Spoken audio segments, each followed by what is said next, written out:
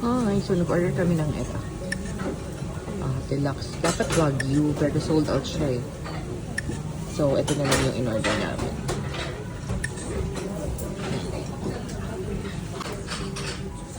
Yakin ito lang. Tayo. So, may meat. Wagyu daw yan. May soup. Tapos, dito yung mga condiments. Dito yung water.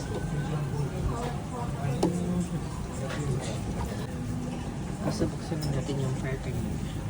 Ito pala yung tissue and chopsticks. May toothpick din.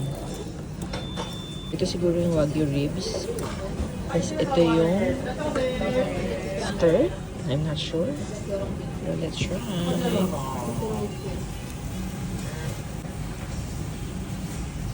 Tapos ito ata yung beef tongue. Dapat pala ito muna, parang tabato, para hindi mag-stick yung mga meat.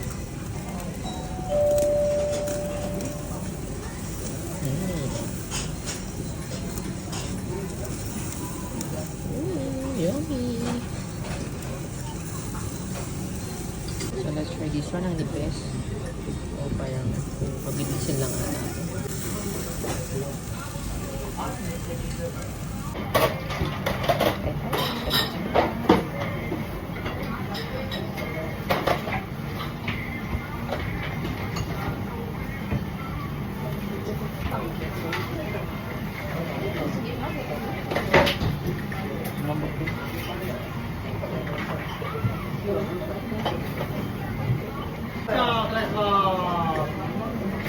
Simot na naman.